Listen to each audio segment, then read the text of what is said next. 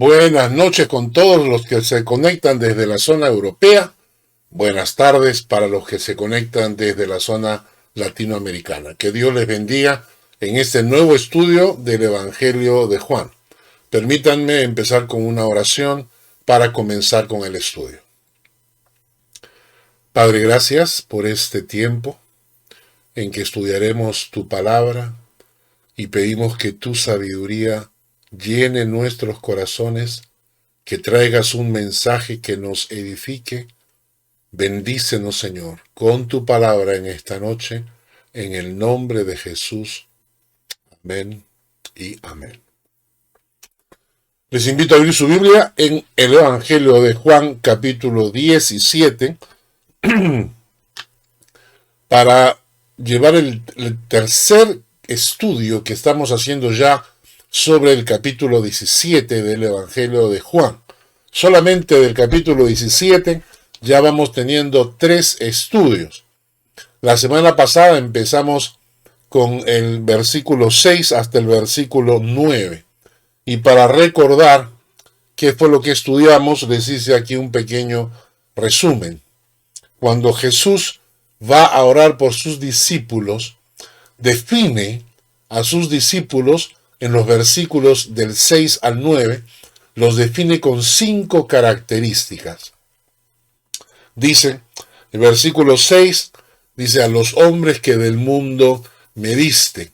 Jesús establece que los discípulos de Cristo han sido sacados del mundo como sistema, no como globo físico, sino como sistema. Han sido sacados de ese sistema que se llama mundo y han sido trasladados a un sistema nuevo que se llama el reino de Dios. A los hombres que del mundo me diste, dice. Luego añade que esos discípulos han guardado tu palabra. Han guardado la palabra. Tercero, menciona en el versículo 7 que tienen discernimiento espiritual para entender las cosas. Han entendido que Cristo es el enviado de Dios. Es decir, el entendimiento de los que han sido sacados del mundo y pasados al reino de Dios se abre, porque el velo que tiene nuestra mente se rompe y podemos entender el mensaje de Dios. En cuarto lugar, mencionaba el versículo 8, reciben con humildad la palabra de Dios. Recibir, inclusive hay versículos que hablan de la palabra como que tú la siembras en tu corazón, te comes la palabra de Dios para que tenga efecto en tu vida. Y en quinto lugar vimos la característica que son personas que han conocido personalmente a Jesucristo y han creído que Jesús es el enviado de Dios. Todo esto lo vimos la semana pasada en el estudio. Lo pueden encontrar en la página del Facebook o en la página del YouTube de la iglesia o el mío propio. Busquen en el Facebook Carl Hartmayer y ahí van a encontrar todos los estudios de la iglesia, igual en el YouTube. El día de hoy vamos a avanzar. Vamos a empezar a estudiar desde el versículo 9 y Dios mediante estemos terminando hasta el versículo 19. En primer lugar, vamos a estudiar los versículos 9 y 10, capítulo 17 del Evangelio de Juan, versículos 9 y 10.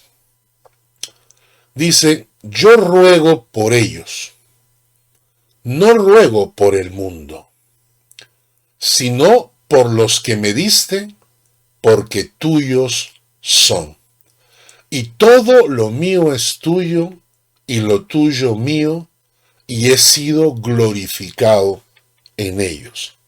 El objetivo de la oración de Jesús en el capítulo 17 de Juan son sus discípulos.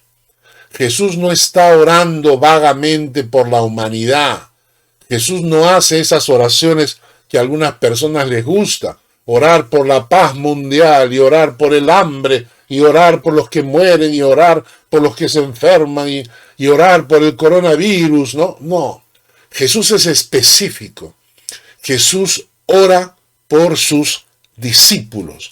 Entonces él empieza diciendo, estoy orando por ellos, específicamente por ellos, por esta gente que tú has rescatado del mundo. ¿Y por qué? ¿Por qué Jesús ora específicamente por sus discípulos antes de ser entregado por Judas a los soldados? Cosa que ocurrirá en un par de horas, porque están ahorita en la Santa Cena, en la última cena. Entonces, ¿por qué Jesús ora por sus discípulos? Porque Jesús va a ser apresado. Y los discípulos van a tener miedo, pavor, de que les hagan lo mismo que le van a hacer a Jesús. A Jesús lo van a literalmente torturar. Le van a latillar hasta dejarlo en carne viva. A Jesús lo van a humillar, lo van a avergonzar. Y entonces Jesús necesita orar por sus discípulos. ¿Por qué? ¿Por qué? Porque sus discípulos necesitan de las oraciones de Jesús en este momento. La oración es como cubrir la vida, el alma, el corazón de las personas. Cuando nosotros estamos orando por nuestros hijos, por nuestra esposa, por nuestros hermanos, por nuestros familiares, los estamos cubriendo en oración. La oración que intercede por otros te cubre. Yo recuerdo cuando era niño y íbamos con la familia, con mi mamá, con mi hermana, con mi abuela, nos íbamos a la playa. Y en el Perú el sol es fuerte, muy fuerte, especialmente a las 12 del día. Cuando llegábamos a la playa, lo primero que hacía mi mamá era cubrirnos con esa crema protectora para los rayos solares. Una crema protectora solar, ¿no?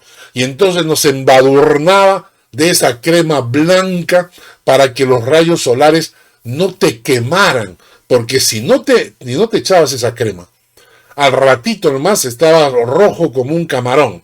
Y cuando llegabas a tu casa tenías una erisipela que no te la quitaba a nadie, y eso era horrible hasta para dormir.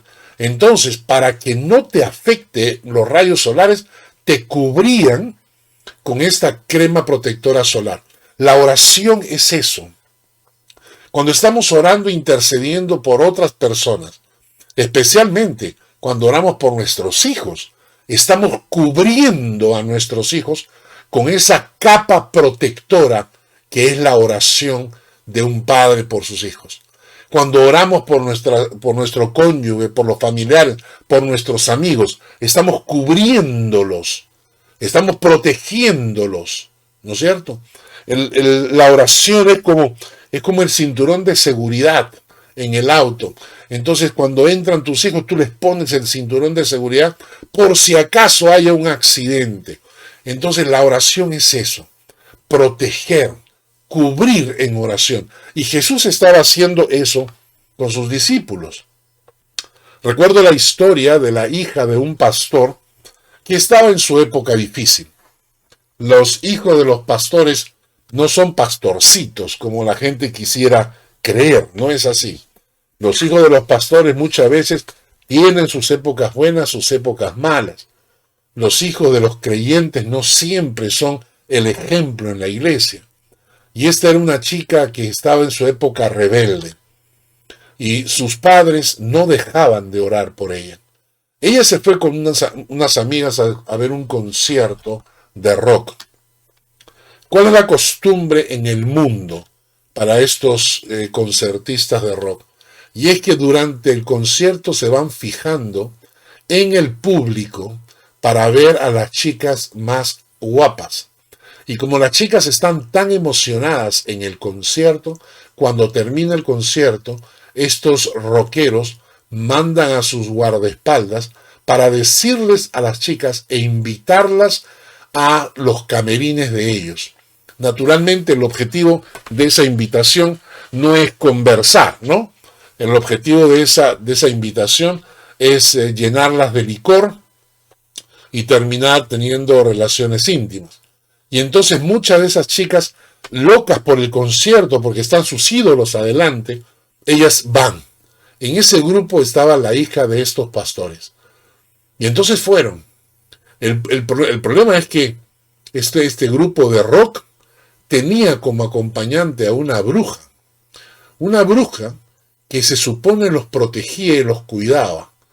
Y entonces la bruja estaba en la puerta del camerín, viendo a cada chica que entraba y dando permiso para que entrara.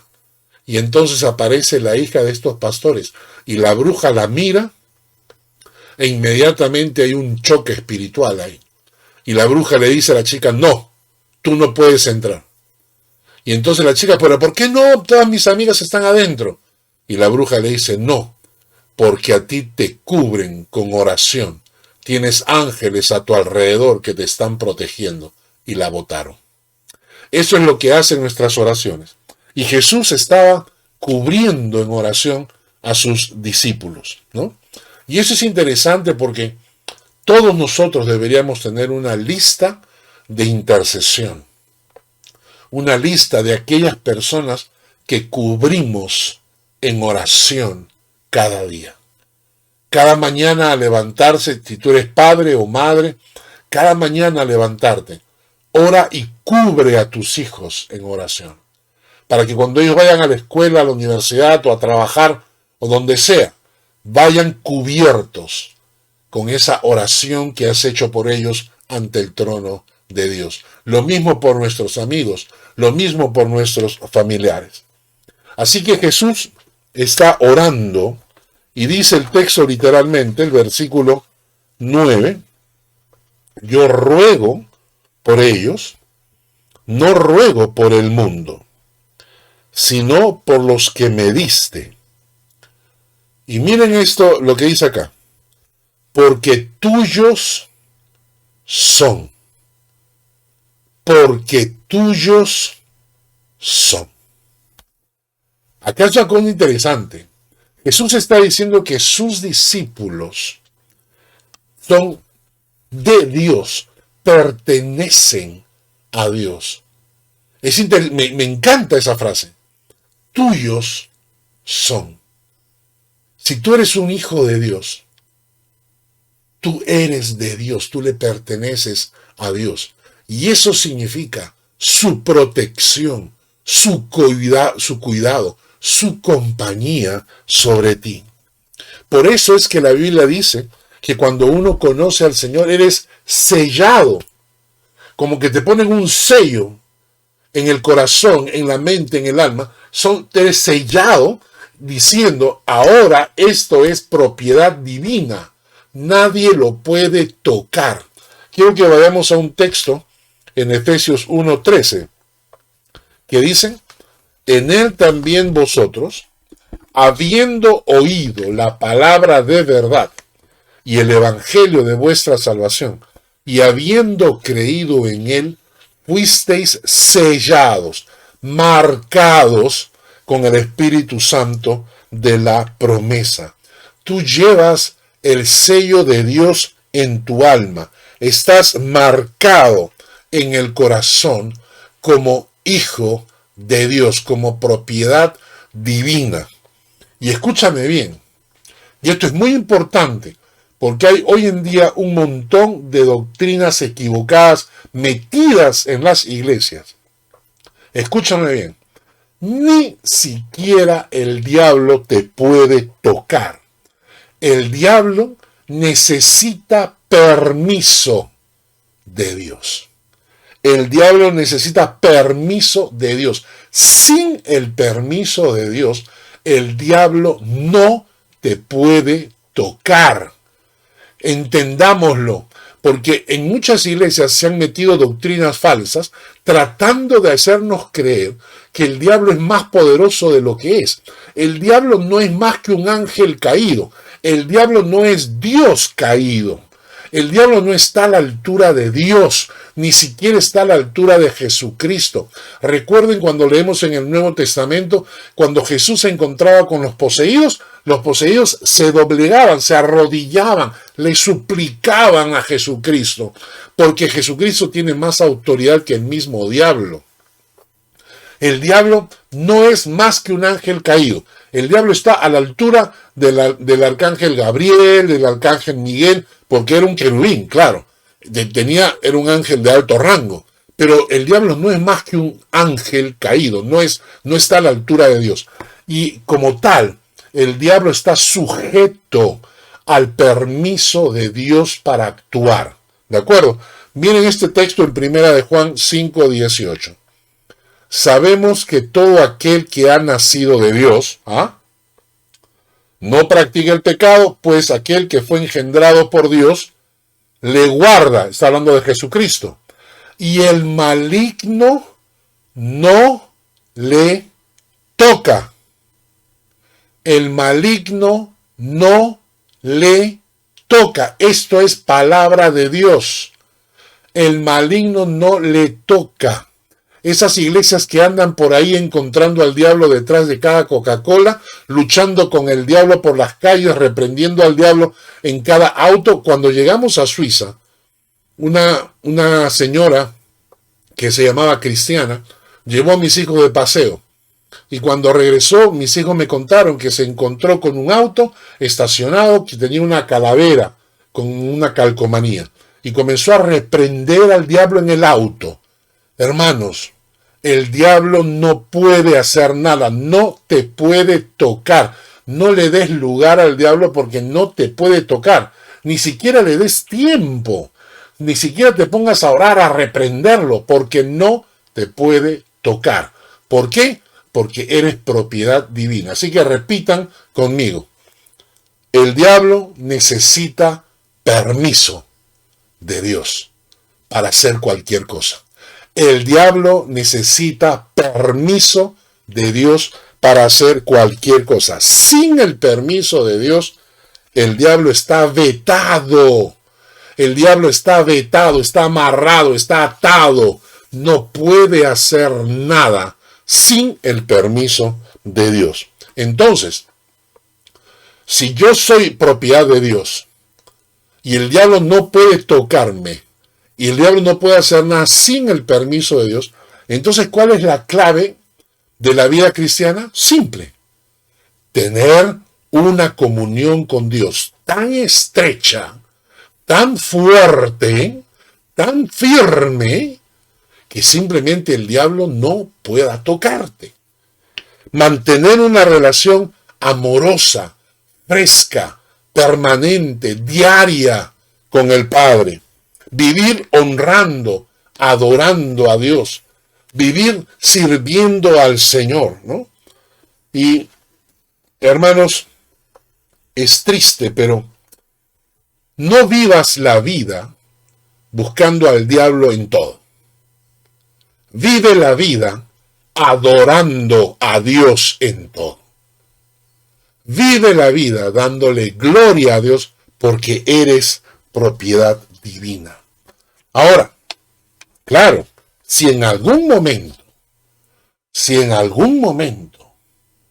Dios quiere ponerte a prueba por alguna razón, es muy probable que va a utilizar a su tonto útil, que es el diablo. El diablo es el tonto útil de Dios para ponerte a prueba, porque necesita enseñarte algo o sacarte de algún hueco en el que te has metido. Entonces, cuando viene la prueba, no tienes que fijarte ni luchar contra el diablo, porque el diablo ya fue vencido. Si viene la prueba, tienes que voltear tus ojos al Señor y decirle: Padre, ¿qué me quieres enseñar? Padre, ¿qué me quieres mostrar? Si le has permitido al diablo probarme de alguna manera, quiero preguntarte a ti, oh Dios que estás en el cielo, ¿qué es lo que quieres que aprenda? ¿Entiendes? ¿Por qué? Porque si Dios le permite al diablo es o porque quiere enseñarte algo o porque quiere sacarte de algún hueco en el que te has metido. Pero si no es así, el diablo no puede tocarte. ¿Por qué? Porque eres propiedad de Dios. Y mira lo que significa ser propiedad divina. En 1 Juan 4:4, ser de Dios te da victoria. Hijitos, vosotros sois de Dios y los habéis vencido, porque mayor es el que está en vosotros que el que está en el mundo. Y está hablando de espíritus engañadores. Entonces vosotros sois de Dios y por lo tanto tienes victoria. ¿Y por qué? Porque mayor es el que está en vosotros que el que está en el mundo. Por el hecho de ser de Dios, mayor es el que está en mí. ¿Quién está en mí? El Espíritu Santo. Mayor es el que está en mí que el que está en el mundo. ¿Quién está en el mundo? El diablo. El Dios que habita en mí en forma de Espíritu Santo es mayor, es más grande, es más fuerte, es más poderoso que el que está en el mundo. ¿Quién está en el mundo? El diablo. ¿Y quién está en mí? El Dios Todopoderoso. Cuando yo a veces me siento débil o deprimido o lo que sea, agarro y siempre repito este texto. Mayor es el que está en mí que el que está en el mundo. Mayor, más fuerte, más grande, más poderoso es el Espíritu Santo que mora en mí que el diablo que está en el mundo. No solamente el ser de Dios te da victoria, pero mira, el ser de Dios te quita temores, porque tu alma comprende que Dios es quien cuida de ti, siempre y cuando descanses y confíes en el Señor. El Salmo 27:1. Jehová es mi luz y mi salvación. ¿De quién temeré? Jehová es la fortaleza de mi vida. ¿De quién he de atemorizarme? Y el Salmo 118, versículo 6. Jehová está conmigo, no temeré lo que me pueda hacer el hombre. ¿Entendimos? El ser de Dios hace que tus temores desaparezcan porque ahora sabes que estás en las manos de un Dios poderoso. ¿A quién voy a tenerle miedo? Si Dios es el que cuida de mí. Pero, ¿sabes cuándo desaparecen los temores? Cuando descansas y confías en el Señor. Mientras no descanses y confíes en el Señor, tus temores se van a mantener. En 1 Juan 5:19 dice, sabemos que somos de Dios y el mundo entero está bajo el maligno. Entonces, el que es hijo de Dios, pertenece, es de Dios. Y los que están en el mundo, ¿cómo están? Dice, están bajo el maligno. Volvamos al texto de Juan capítulo 17, el versículo 9. Pero ahora leamos el versículo 10. Que el versículo 10 nos dice algo que es verdaderamente impresionante. El versículo 10, Juan 17:10 dice, leamos todo desde el versículo 9. Yo ruego por ellos, no ruego por el mundo, sino por los que me diste, porque tuyos son. Y todo lo mío es tuyo. Y lo tuyo, mío. Y he sido glorificado en ellos. Y lo que más me impresiona a mí cuando yo estudio la palabra son estas frases que Jesús dice, que son tan atrevidas. Es que son atrevidas, ¿no? Es obvio que no estamos frente a cualquier hombre. Cuando Jesús agarra y le dice a los sacerdotes, antes que Abraham fuese, yo soy. O sea, antes que Abraham existiera, yo ya estaba presente. Padre, dice, glorifícame con aquella gloria que tuve a tu lado antes que el mundo fuese. Cuando Felipe le pregunta, él dice, el que me ha visto a mí, ha visto al Padre. Y ahora dice, todo lo mío es tuyo y todo lo tuyo es mío. ¿Ustedes han conocido algún ser humano, incluyendo los grandes líderes fundadores de todas las religiones, que se hayan atrevido a decir algo así? ¿Ustedes creen que en algún momento Mahoma se atrevió a decir, Dios, todo lo tuyo es mío? Decirle a Dios, todo lo tuyo es mío. ¿Entienden lo que estamos diciendo? ¿Ustedes creen que Buda en algún momento habló a Dios y dijo, todo lo tuyo es mío? ¿Ustedes creen que hay algún hombre que haya pisado esta tierra que se haya atrevido a decir que todo lo que es de Dios es suyo? Todo lo que es de Dios es suyo. Jesucristo dice una frase que es impresionante. Y entonces, o estamos frente a un loco, y lo dije en varios estudios pasados, un mitómano, es decir, un mentiroso compulsivo, y un megalómano que tiene delirios de grandeza, porque es una persona que dice cosas así, está loco pues, es un mitómano, un megalómano, se cree Dios, ¿no? ¿O realmente estamos frente al Hijo de Dios? Realmente estamos frente a Dios hecho hombre. Entonces tú tienes solamente dos opciones. Tú no tienes esa opción de decirme, sí, Jesucristo era buena gente, Jesucristo era un gran amigo, Jesucristo nos habló del amor. No. Tienes solamente dos opciones. O dices, Jesucristo era un lunático, un mentiroso, un mitómano, un megalómano, uno que tenía delirios de grandeza, un loco absoluto. O dices, Jesucristo es Dios y le rindes tu vida a sus pies. No tienes otra alternativa. No hay otra alternativa. El que quiere tomar la alternativa del medio, esa alternativa, no, que sí, que era buena gente, que era un revolucionario. Esa es gente hipócrita. Porque no están entendiendo lo que Jesús dijo. Tú tienes solamente estas dos posibilidades. O lo consideras un lunático o lo consideras el Hijo de Dios y te arrodillas delante de él. Es así de fácil. Es así de fácil. Ahora, de esta manera terminamos el versículo 10. Ahora, vamos a entrar a los versículos 11 al 17.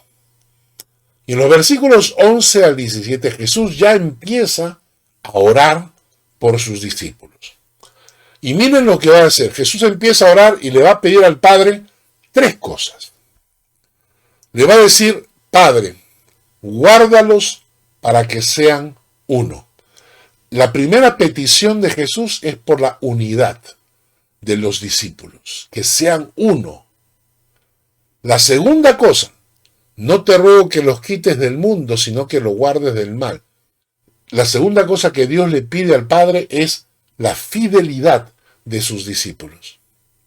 Y la tercera cosa que le pide es santifícalos en tu verdad. Le pide santidad. Interesante. Así que cuando Jesús está orando, imagínate que tú estás orando por tus hijos, o estás orando por los hermanos de la iglesia, o estás orando por tus familiares.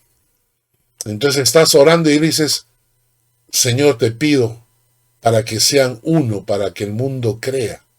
Te pido por la fidelidad de mis hijos ante ti. Te pido por la santidad de mis hijos. Unidad, fidelidad, santidad. Vamos a estudiar cada una de ellas. En primer lugar, guárdalos para que sean uno. Versículos 11 al 13. Y ya no estoy en el mundo, mas estos están en el mundo. Y yo voy a ti, Padre Santo. A los que me has dado, guárdalos en tu nombre, para que sean uno, así como nosotros. Cuando estábamos con ellos en el mundo, yo los guardaba en tu nombre. A los que me diste, yo los guardé, y ninguno de ellos se perdió, sino el hijo de perdición, para que la escritura se cumpliese. Pero ahora voy a ti y hablo esto en el mundo, para que tengan mi gozo cumplido en sí mismos. En este pasaje, la unidad de los cristianos es tan importante que Jesús va a orar por ellos. Jesús va a orar y va a decir, Padre, guárdalos, protégelos, cuídalos para que no pierdan la unidad que el cuerpo de Cristo necesita. Pero cuando leamos más adelante, cuando leamos desde los versículos 20 en adelante, la próxima semana, todo ese pasaje habla desde el versículo 20 hasta el versículo 26, habla de la unidad. Así que el tema de la unidad lo vamos a dejar para la próxima semana.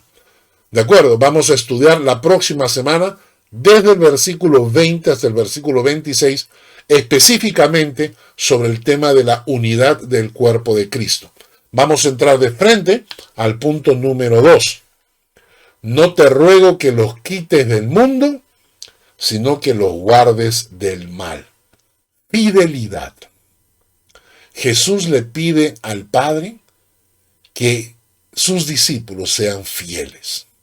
Juan capítulo 17, versículos 14 al 16. Yo les he dado tu palabra y el mundo los aborreció, porque no son del mundo, como tampoco yo soy del mundo.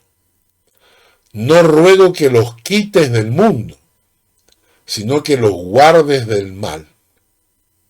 No son del mundo, como tampoco yo soy del mundo. Jesús está orando para que aquellos que se llaman seguidores de Cristo sean capaces de mantenerse fieles al Señor, aún en medio de un mundo hostil a la fe. Jesús es clarísimo en este pasaje.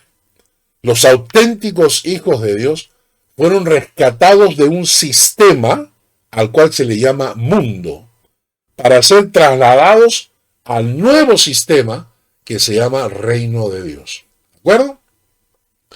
Y aunque seguimos viviendo en este mundo físicamente, los hijos de Dios saben que ya no pertenecen a este sistema, no pertenecemos a este mundo. Nuestra nacionalidad está en los cielos, nuestros intereses están en los cielos. No me interesa parecerme a este mundo porque yo no soy de este mundo. Mi corazón ha tocado el cielo. Mi corazón ha tocado el cielo. Como Jesús cuando habló con los sacerdotes y les dijo, yo no soy de este mundo, ustedes son de este mundo. Y Jesús dice, yo soy de arriba, ustedes son de abajo. Y es lo mismo que yo quiero decir en mi corazón. Mi corazón ha tocado el cielo cuando conocí a Cristo. Yo no soy de este mundo, aunque estoy en este mundo. No pertenezco espiritualmente a este mundo. Y no me interesa ni parecerme, ni ser igualito al mundo. No me interesa. Porque mi corazón está en otro lado. Mi corazón está en la presencia de Dios. Entonces, somos conscientes que para vivir la fe no podemos salir de este mundo, ni escapar de nuestras responsabilidades. Eso es lo que está diciendo Jesús. Es que yo no puedo dejar de ir a la escuela, no puedo dejar de ir a la universidad, no puedo dejar de trabajar, no puedo encerrarme en una burbuja, como muchas veces en las iglesias ocurre con los cristianos, que nos encerramos en burbujitas de cristianos, ¿no? ¿Por qué? Porque ahí nos sentimos protegidos. Porque cuando tenemos contacto con el mundo sentimos que nos va a comer, nos va a avasallar. Pero eso es cuando tienes la fe débil. Porque nosotros estamos en este mundo y no estamos para ser los pericotes que se esconden cuando aparece el gato. El mundo no puede ser el gato y nosotros no somos los pericotes. No, Señor. Nosotros somos hijos del Dios Altísimo y somos herederos con Cristo. Y Cristo venció en la cruz al diablo y al mundo y a todos. Entonces, yo no estoy aquí para esconderme del mundo. Yo estoy aquí no para amar al mundo, no para parecerme al mundo, sino para predicarle al mundo. Y no me voy a dejar influenciar por el mundo. Por eso el pasaje que leímos la semana pasada, Filipenses 2, del 15 al 16, nos dice, para que sean irreprensibles y sencillos, hijos de Dios sin mancha, en medio de una generación maligna y perversa, en medio de la cual, ¿qué? Resplandecéis como luminares en el mundo. Asidos de la palabra de vida para que en el día de Cristo yo pueda gloriarme de que no he corrido en vano, ni en vano he trabajado. Dice que tenemos que ser irreprensibles, sencillos, hijos de Dios sin mancha. 3 características. Irreprensibles, sencillos, hijos de Dios sin mancha. ¿Pero dónde? En medio de una generación maligna. En medio, no afuera, no escondidos en cuevitas cristianas. En medio del mundo, de una generación maligna y perversa, en medio de esa generación, tengo que ser irreprensible, sencillo, hijo de Dios sin mancha. Es decir, yo no estoy ahí para que el mundo me influencie, o me jale, o me absorba. Yo estoy ahí ¿para qué? Para hacer luminar, para brillar, para traer la luz de Cristo en este mundo. Esa es mi función. Claro, si leemos el versículo exactamente, vamos a encontrar, la oración de Jesús dice, no, Señor, no ruego que los quites del mundo, sino que los guardes del mal. Es decir, nosotros por nuestras propias fuerzas no podemos vencer al mundo. Quien tiene el poder para vencer al mundo es Dios. Por eso Jesús le pide a Dios que nos guarde. Jesús le pide a Dios que no nos quite del mundo, pero que nos dé la fuerza para guardarnos del mal. Por eso Jesús está orando al Padre. Es decir, yo no puedo salir al mundo y decir, yo me voy a enfrentar al mundo con el poder de mi fe. No, Señor. Vamos a vencer al mundo cuando mi comunión con el Padre sea tan fuerte que Dios pueda darme, llenarme de su poder, porque es el poder de Dios el que vence. No es mi esfuerzo, ni mis ganas, no, sino el poder de Dios. Todo lo puedo, pero en Cristo que me fortalece. ¿Ah? Entonces, no te pido que los quites del mundo, pero que los guardes del mal. La fidelidad. Ya hemos visto 2 cosas. Jesús está orando por unidad y Jesús está orando por fidelidad. Y ahora viene la tercera cosa. En el versículo 17, Jesús ora y dice, santifícalos en tu verdad, tu palabra es verdad. Qué preciosa es la Biblia y qué lógica, ¿no? Unidad, fidelidad, santidad. Señor, santifícalos. Santifícalos en tu verdad, tu palabra es verdad. Notemos algo interesante. El proceso natural de todo hijo de Dios auténtico es la santificación. El proceso. La herramienta para la santificación que Dios usa es la palabra. El agente es el Espíritu Santo. Repito, todo creyente auténtico está en un proceso de santificación. Si no estás en ese proceso, algo anda mal. Si tú crees que tu santificación va a empezar cuando te mueras, quiere decir que tu concepto es equivocado. La santificación empieza en el instante mismo en que conociste a Cristo y deberías tener ese proceso ahorita. No aceptes vivir con pecados en tu vida.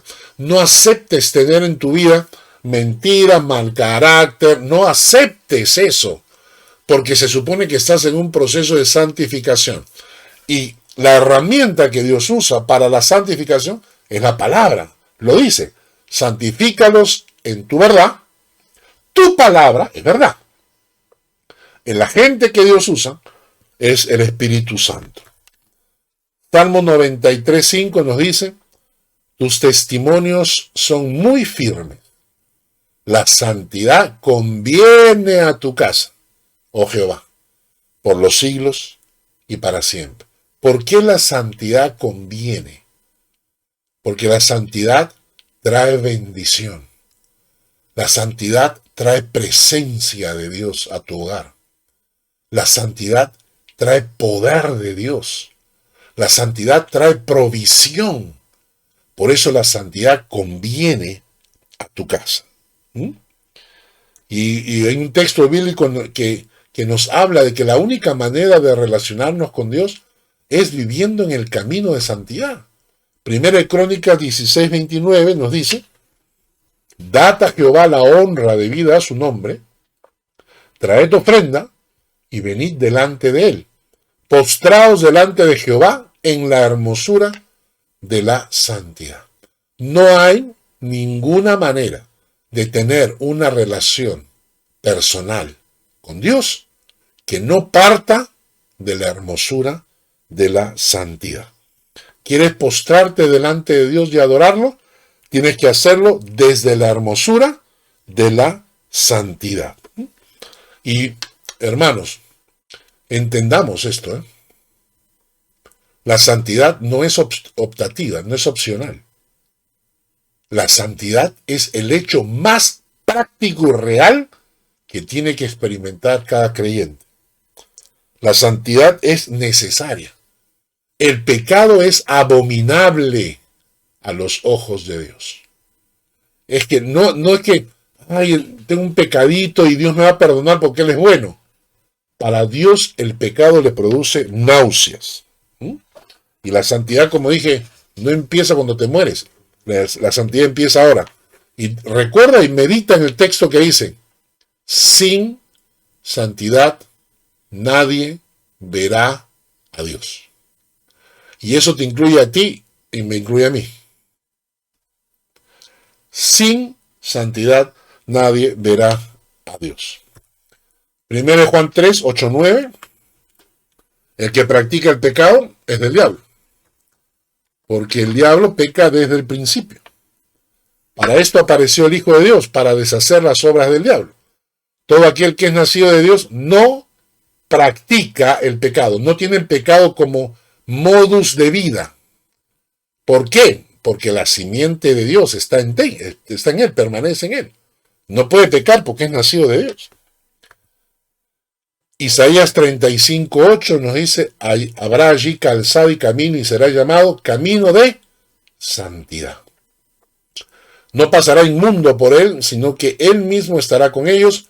El que anduviere en este camino, por torpe que sea, no se extraviará. Si andas en el camino de la santidad, no importa cuán torpe seas, Dios estará contigo. Y hace tiempo le enseñé a la iglesia este cuadro. ¿Qué es el camino de santidad? Es muy simple.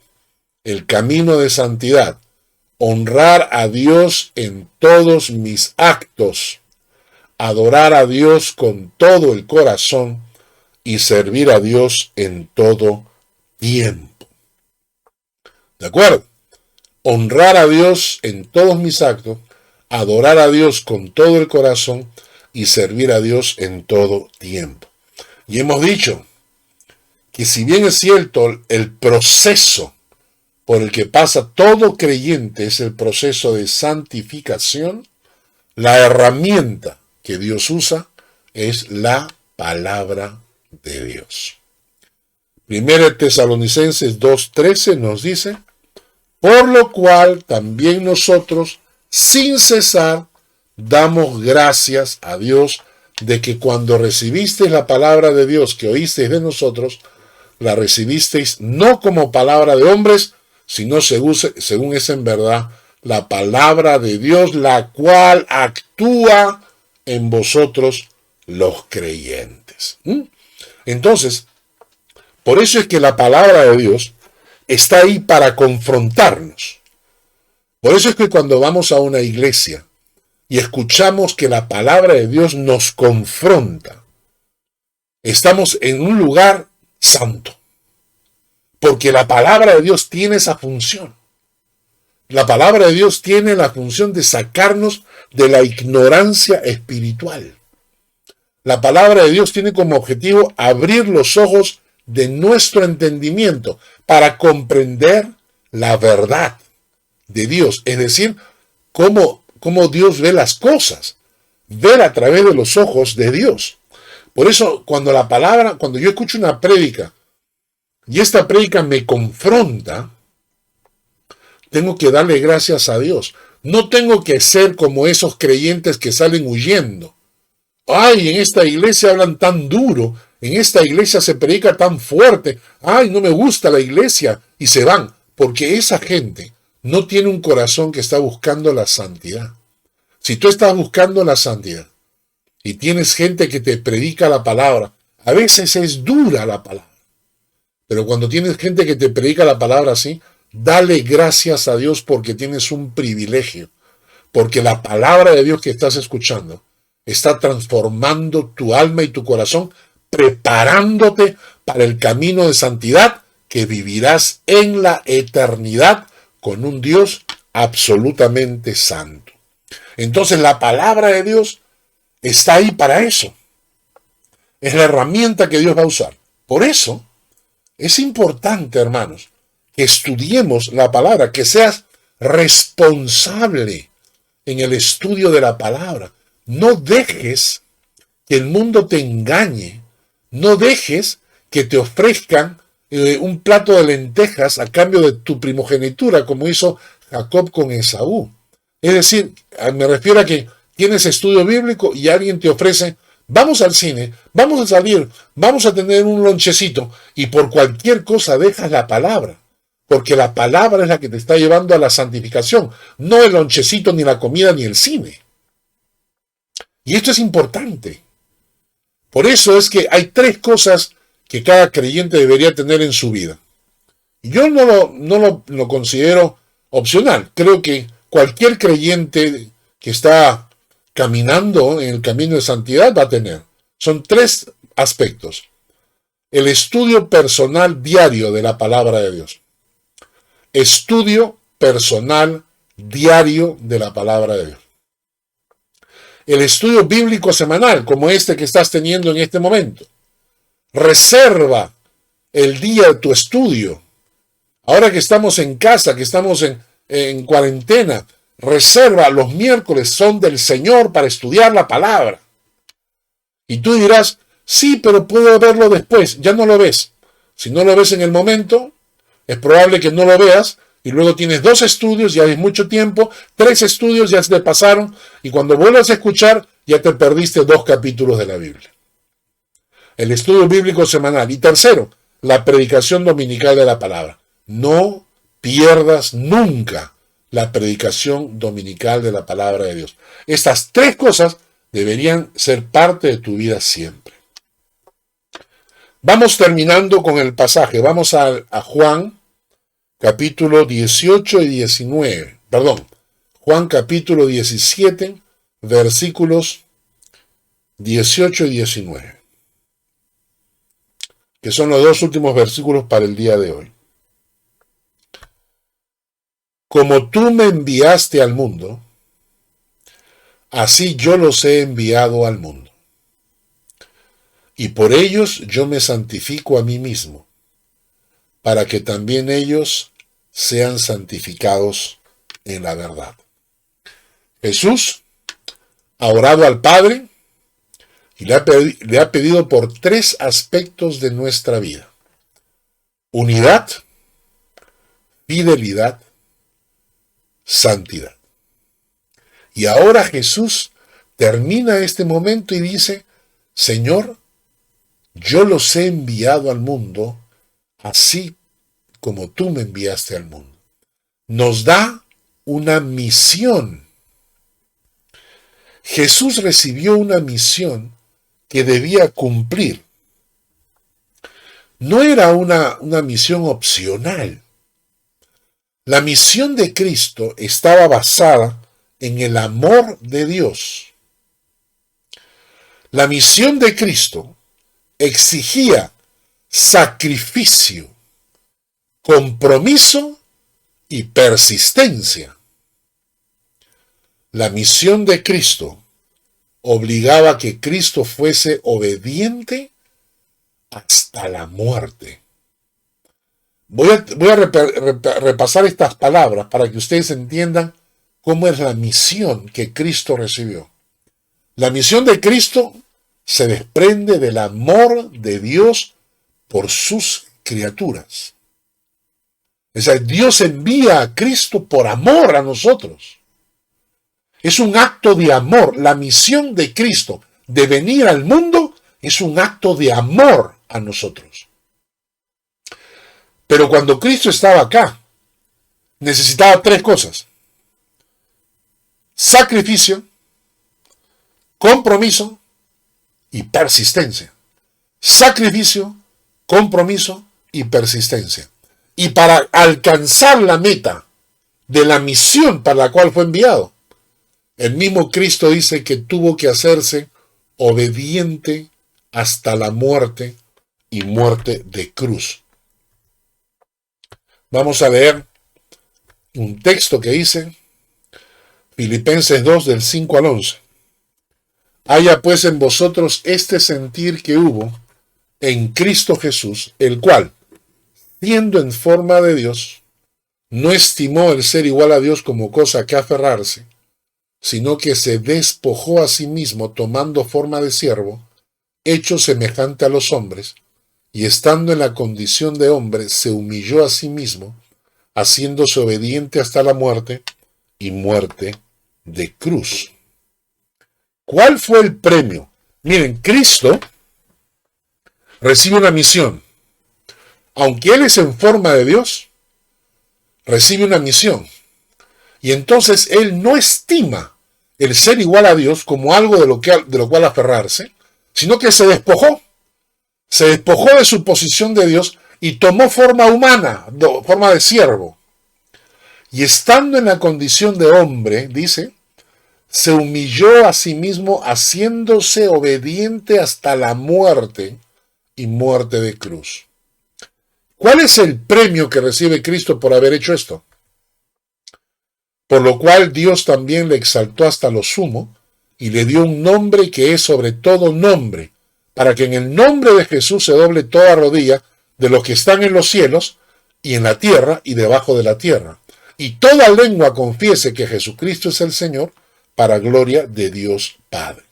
Y entonces, lo que Jesús está diciendo en el versículo 18, dice, como tú me enviaste al mundo, así yo los he enviado al mundo.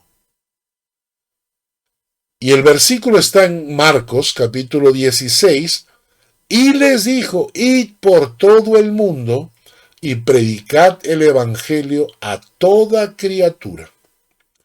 El que creyere y fuere bautizado será salvo, mas el que no creyere será condenado.